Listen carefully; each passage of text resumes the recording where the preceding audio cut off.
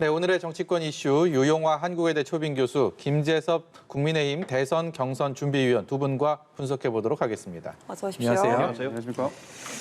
먼저 민주당 대선 경선 얘기 좀 해보겠습니다. 재난지원금, 특히 경기도 지급을 놓고서요. 여권 대권 주자들의 공방이 거셉니다. 관련된 목소리 먼저 듣고 오겠습니다. 우리 한국 사회가 나가야 할 정책의 방향에 대한 또 좋은 시금석을 삼는 그런 또 모델이 될 것 같아요. 그분들도 이재명 지사의 입장이었으면 아마도 적극적으로 그런 지자체의 의견을 검토를 했을 것이고요. 경기도가 하겠다는데 그래 한번 해보라고 격려해야 될 일이지 이것을 발목 잡을 일은 아니라고 생각을 합니다. 우선은 이제 국회가 결정한 사항에 대해서 국정의 혼선을 일으킬 수 있는 측면이 있는 게 가장 큰 문제이고요. 경기도만 예를 들어서 100% 지급을 하게 되면 나머지 16개 시도는 차별적으로 그런 대우를 받을 수밖에 없는 것이고요. 또 해당 지자체가 전부 다 찬성한다면 저는 검토해 볼 수도 있다고 생각을 합니다. 그런데 이미 해당 지자체에서 반발하고 있는 점을 감안한다면 100% 지급할 이유는 없다 이렇게 생각을 합니다. 네, 정부는 88% 소득 하위 88%의 국민에게 재난지원금을 주겠다라는 방침을 내놓은 상황에서 이재명 경기지사, 현역 지사로서 경기도민은 100%를 주겠다. 이런 방침들이 실제로 이 추진이 되면서 이 대선 경선의 갈등 요소가 됐습니다. 지금 들으신 것처럼 안민석 의원, 오영훈 의원, 이낙연 후보 캠프 그리고 이재명 지사 캠프에서 나오는 목소리가 전혀 다르지 않습니까? 저거는 중앙 정부하고 뭐 지방 정부 간의 갈등 아니면 뭐 후보 간의 갈등 이렇게 보는 시각도 있겠지만은 저는 지방자치제도라는 관점에서 볼 필요도 있다고 생각이 들어요. 그러니까 중앙 정부에서 일괄적으로 하는 방식에 대해서 꼭 지방정부가 따라갈 이유는 없는 거거든요. 그 지방정부의 지방자치단체의 특수성과 예산 문제라든가 또 지역 주민들의 요구 이런 거 결합해서 하는 거거든요, 결국은. 근데 실제로 지금 이제 이재명 지사가 대선 후보가 얘기했으니까 좀 논란이 되는 것 같은데 실제로 지난 7월 5일부터 전북도에서는 10만 원씩 다 주고 있거든요. 네. 그리고 뭐 충청도라든가 아니 충청도의 일부 군이라든가 부여, 또 울산, 울진 이런 데서 주고 있고요. 그 전에도 그렇게 했더고요. 각 기초자치단체에서 했단 말이죠. 그런 시각을 본다 그러면은 실제로 88%라는 부분이 물론 이제 여러 가지 논란이 많죠. 그 88% 정한 것도 그렇고 건강보험료 기준도 그렇고 여러 가지 논란이 많은데 불구하고 하여튼 간에 나중에 합의한 거 아니겠습니까? 뭐 기재부의 어떤 뭐 기득권 지키기다 이런 적이 있었고, 근데 그런 측면도 물론 있겠지만은 그러나 경기도에서 우리는 이렇게 해서 하겠다라는 부분들라는 것을 갖고서 너무나 이게 증폭되는 거 아니에요? 지방자치에서 알아서 하면 되는 거죠. 중앙정부에서 88% 주고. 좀 그렇게 문제를 정리하면은 크게 이것이 정치적으로 뭐 쟁점화되고 비화될 문제는 아니다 이렇게 생각합니다. 어떻게 보고 계세요? 국민의힘에서는 어쨌든 정부의 88%를 정하는 이 과정에서도 여야 간 갈등이 있었고 지금 이제 88%라는 것이 결정된 상황에서 여권의 대선 경선은 또 다른 또 양상을 보이고 있단 말이죠. 이게 저는 교수님이랑 생각이 조금 다른데요. 이게 이 88%라고 하는 기준이 나오는 것까지도 우리 국회에서 여야 간의 갈등이 굉장히 심했었습니다. 100%를 줘야 되냐, 뭐 80%를 줘야 되냐. 한 1년 반 정도를 굉장히 지난하게 끌어왔던 문제거든요. 사실 그래서 민주당이 앞장서고 국민의힘도 여기서 응해가지고 결국에 이제 88%라는 결과를 도출을 한 것인데요. 지방자치라고 하는 것도 어디까지나 중앙행정부의 결정을 존중하고 국회의 결정을 존중할 필요가 있는 선에서 지방자치를 인정할 수 있는 것이지 이에 대해서 국회가 여야가 합심해서 또 그나 어떤 굉장히 많은 정책 갈등 속에서 나온 결과를 마치 이렇게 뒤집는 것처럼 해버린다 그러면 당연히 어떤 지방자치 자체로 존중받기 좀 어려운 국면이라고 저는 좀 생각을 합니다. 특히 이제 이번 경기도에서 100% 지급을 하게 되면 추가적으로 드는 예산이 한 4천억 정도가 된다고 하는데요. 그중에서 이제 70%는 도가 담당하지만 실제로 30%는 기초 지자체들이 또 담당을 해야 됩니다. 말하면 안산시 뭐 이런 시 단위에서 또 담당을 해야 되는데 여기에 대해서도 7개의 기초 지자체 단체장들이 반대를 하고 나서는 상황이기 때문에 여러모로 이게 정치적 갈등을 야기할 수밖에 없는 상황이라고 생각이 되고요. 예. 그래서 지금 이 시점에서 물론 그런 일들이 있었지만 대선을 앞두고 특히 지금 이재명 지사 같은 경우에는 원희룡 지사랑 좀 비교를 해서 지자체단체장을 아직 유지를 하는 상황에서 이런 결정을 하는 거 아니겠습니까? 당연히 어떤 정치적 논란을 불러일으킬 수밖에 없다고 생각을 합니다. 네. 근데 그거는 그 기초자치단체에서 반발하는 데가 7개 정도 있잖아요. 남양주시 조광안 시장처럼. 네. 거기는 안 하면 그만이죠. 그냥 그렇게 지방자치를 이해하시는 게 중요한 거죠. 그러니까 중앙정부와 지방자치는 우리나라에서 지방자치 제도가 시작된 지 꽤 지났지만은 지금 이제 그 예산 문제 때문에 확실하게 분리가 안 돼 있을 뿐이지. 그건 지방자치라는 건 뭐예요? 지방 스스로 하는 거거든요. 중앙정부에서 88% 준다 그랬잖아요. 그걸 뭐 60%만 준다는 건 아니잖아요. 88%에서 우리가 도민들의 요구가 있고 또 그 지역의 이해가 있으니까 나머지 다 주겠다라는 부분에 대해서 그걸 알갈할 이유가 없는 거죠. 강원도에서는 안 줄 수도 있는 거고 전라도는 줄 수도 있는 거고 경기도는 줄 수도 있는 거죠. 근데 그걸 갖고 자꾸만 정치적 징폭을 하는 건 그렇다. 그러니까 뭐 얘기한다 88%에서 얘기한다면 그건 공박과 논란이 많아요. 그 애매하잖아요. 건강보험 이건 제가 아는 사람들도 지금 자영업자인데 자기는 못 받는다는 거예요. 지금 자영업자 힘들어 죽겠는데 건강보험료 채택 때문에 행정병이 많이 들고 3, 4개월이나 소요된다는 거 아니에요? 그런 논란은 차치하더라도 뭐 송영길 대표와 이준석 대표가 합의했었죠.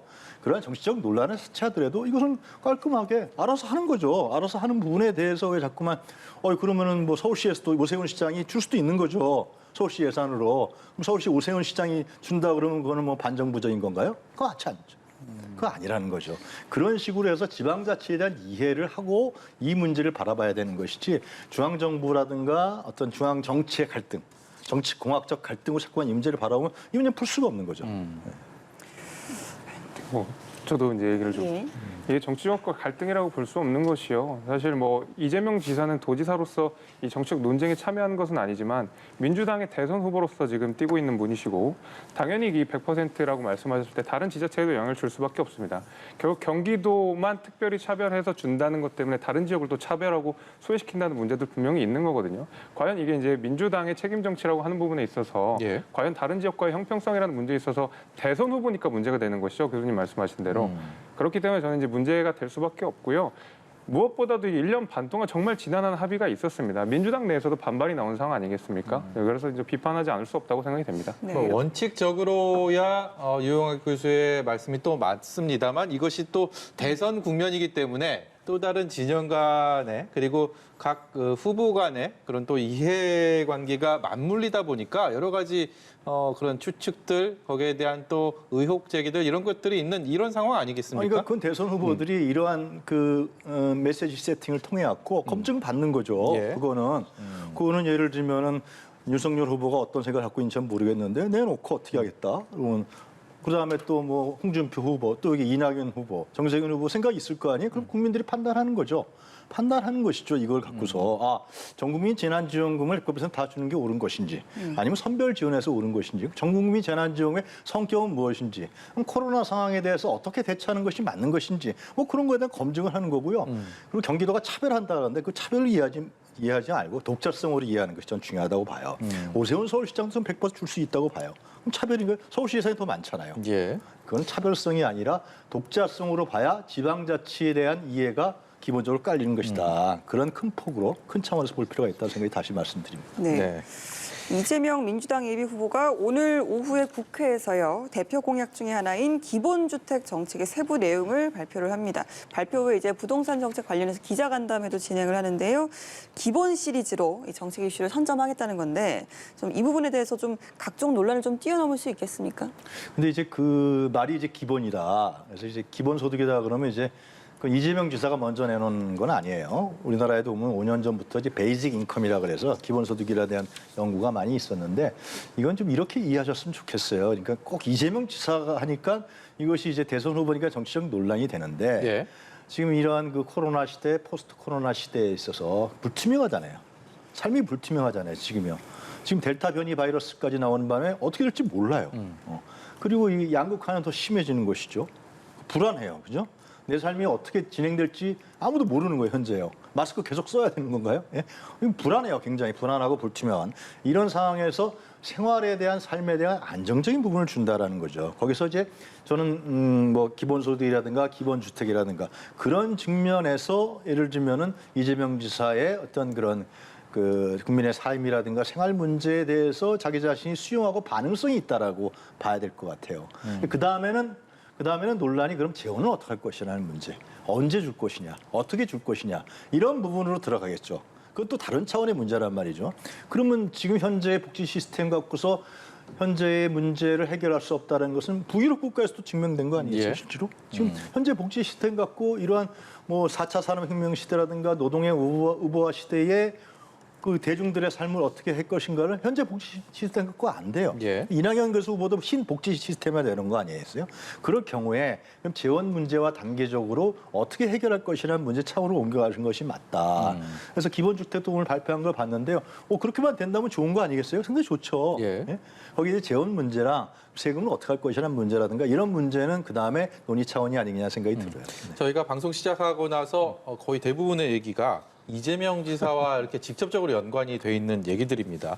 그만큼 여권에서 지지율 1위를 달리다 보니까 많은 관심을 받게 되고 거기에 대한 또 공세도 집중되고 뭐 이런 분위기인데 이른바 최근에 백제 발언도 그렇고요. 뭐 소 잡는 칼, 이 공약 이행률을 놓고 벌어졌던 논쟁들 거기다가 오늘 기본주택 정책적인 부분까지 국민의힘 물론 김재섭 의원은 대선 경선을 얼마나 공정하게 치를 것이냐 여기에 대해서 집중을 하고 있겠지만 상대 진영의 지지율 1위 후보의 어떤 이런 둘러싼 논쟁들은 어떤 시선으로 보고 있는지도 좀 궁금합니다. 글쎄 아직 이제 민주당의 경선이기 때문에 이제 뭐 국민의힘 입장에서 뭐 이렇다 저렇다 얘기하기는 사실 좀 어렵습니다. 근데 결국에는 뭐 이재명 지사에 관한 여러 가지 논란들에 있어서도 특히 뭐 얘기 나오면은 뭐 공약 이행률이라든지 또 뭐 여러 가지 이제 뭐 아까 전에 말씀하신 우리 이 재난지원금 100% 지원하는 문제라든지 하는 것들이 이제 당내에서도 아직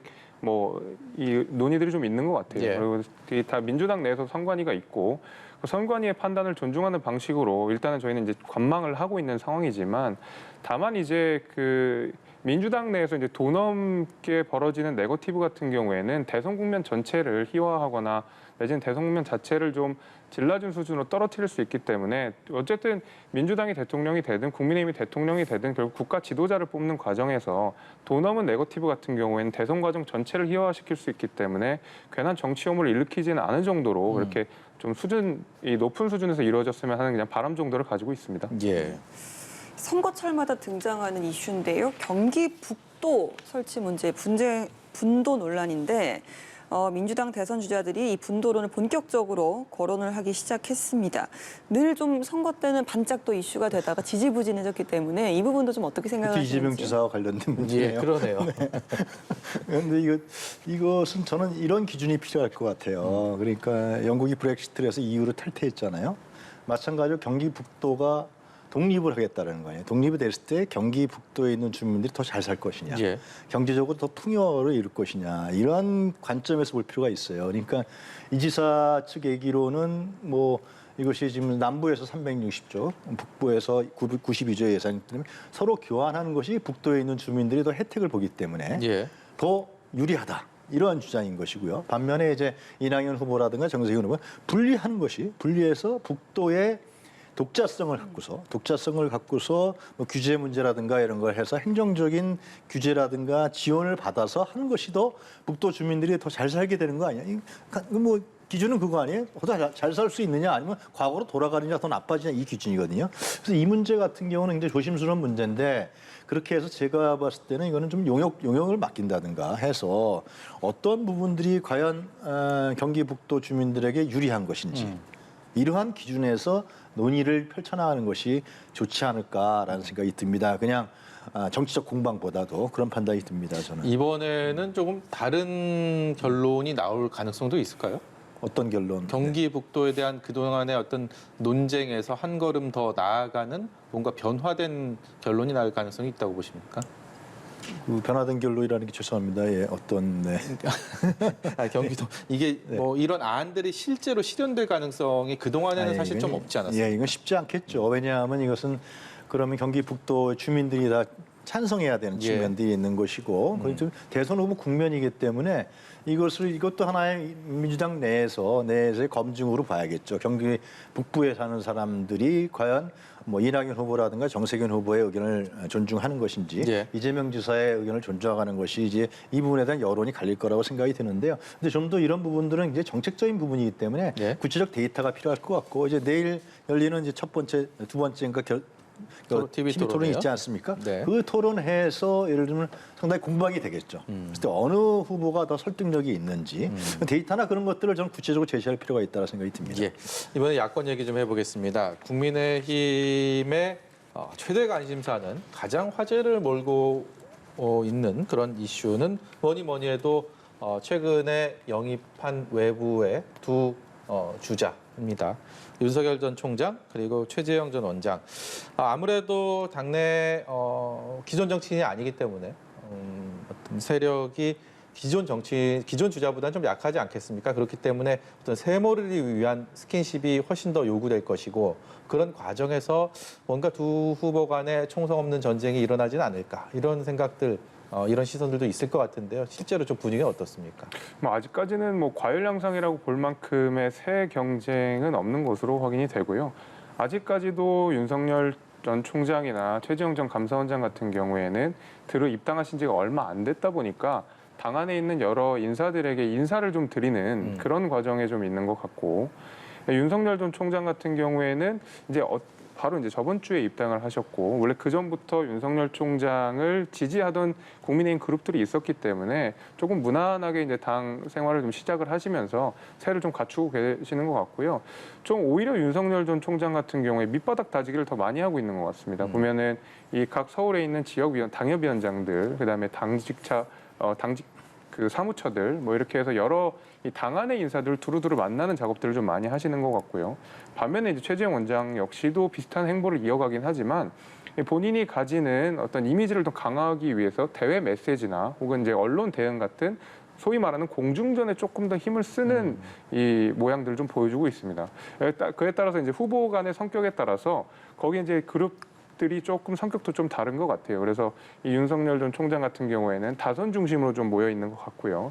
최재형 전 원장 같은 경우는 좀 젊은 그룹들 그리고 또 이 PK 중심의 의원들이 많이 있다고 알려져 있어서요. 네. 아무튼 색깔이 좀 다른 캠프가 되고 둘 다 전략도 좀 다를 것 같아서 굉장히 재밌게 지금 지켜보고 있습니다. 네, 경선 대진표 이제 윤곽이 잡히다 보니까 당내에서도 좀 의원들이 뭐 지지 선언도 하고 있고 캠프에도 합류하고 있고 좀 발빠른 움직임을 보이는 것 같아요. 네. 뭐 그렇죠. 아무래도 이제는 정말 본격적인 레이스가 시작이 돼야 되니까요.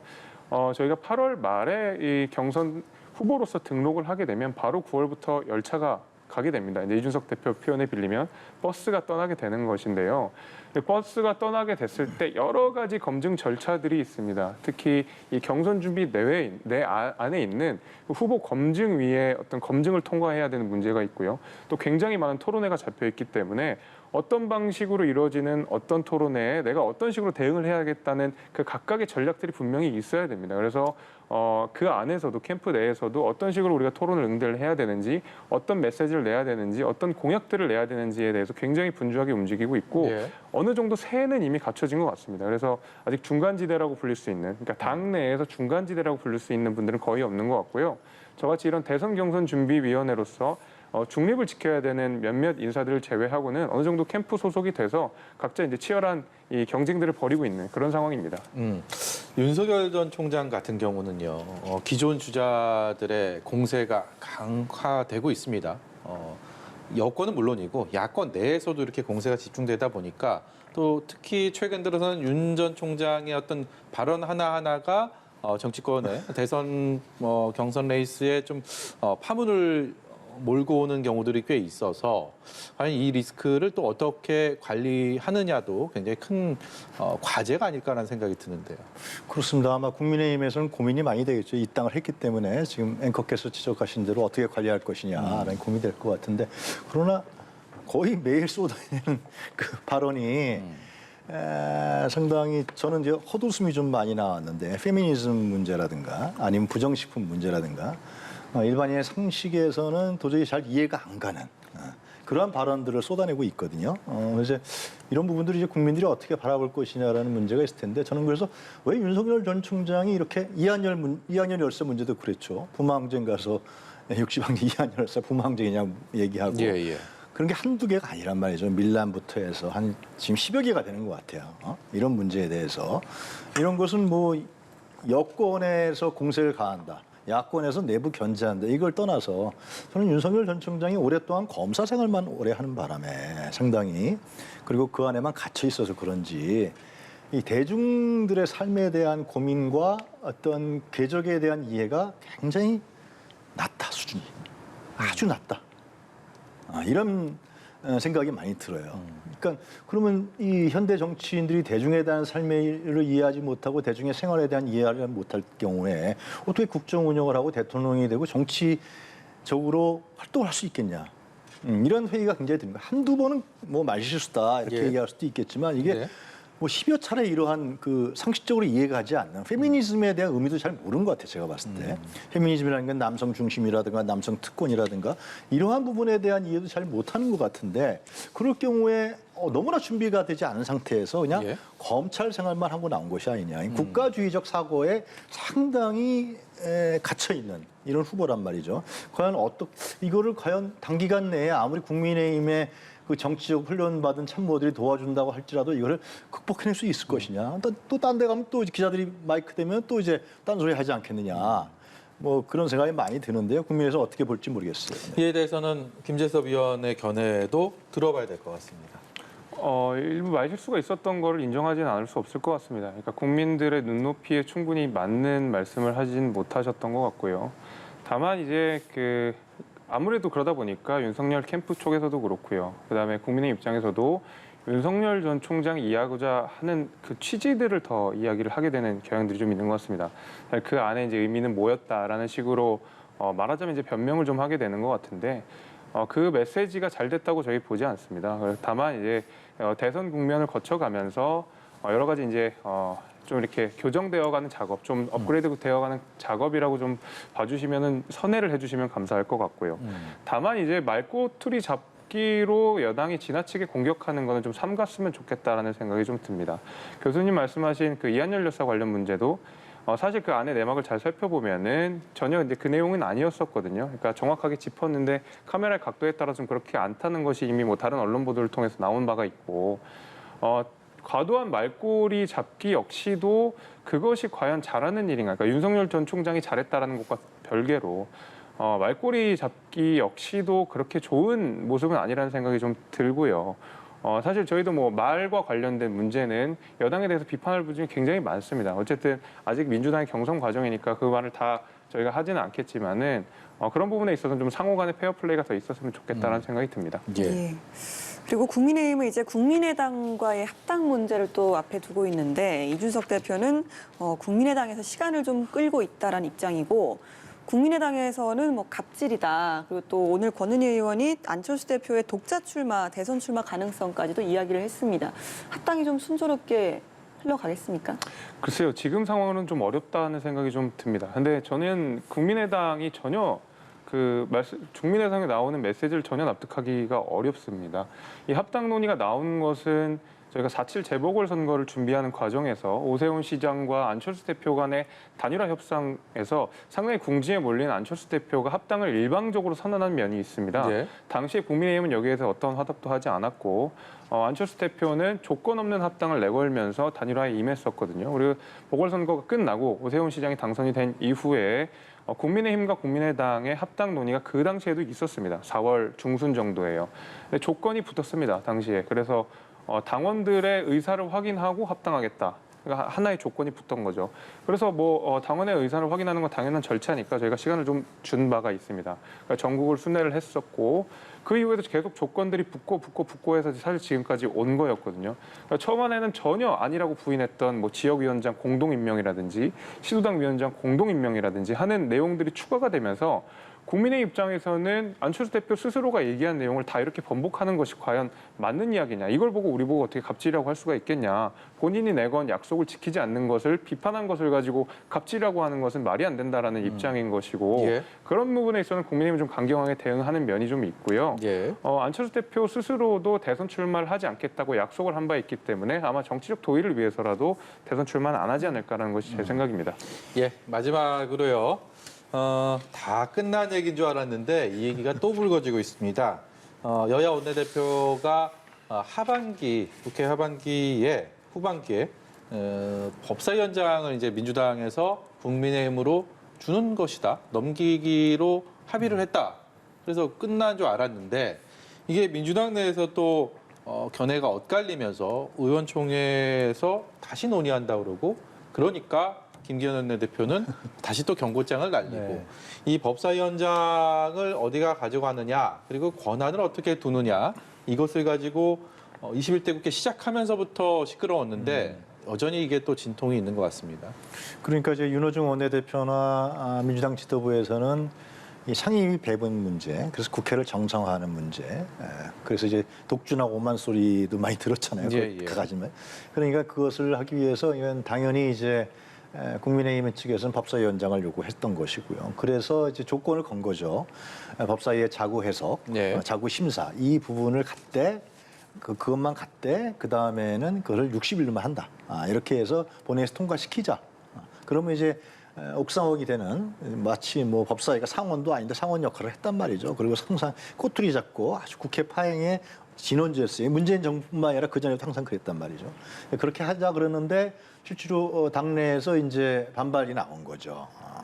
반발이 나온 건 뭐냐면 우리가 178석인가 180석을 줬는데 그러면은 예. 개혁을 하라는 것인데 국회에서 근데 실제로 그러면은 국민의힘에서 파트너십으로 인해서 그걸 협력하고 국회에서 협력하고 협조하면서 개혁 법안에 대해서 정말 전향적으로 검토하는 그러한 관행과 경향성이 있다면 그렇게 할 수도 있지만 그렇지 대선 이후에도 안 할 것이 뻔한데 과연 그럴 이유가 있느냐? 그러면 180석을 준 국민의 개혁 법안을 처리하라고 하는 국민의 어떤 요구에 부응하지 않는 것이다라는 측면들이 강조되기 시작한 거죠.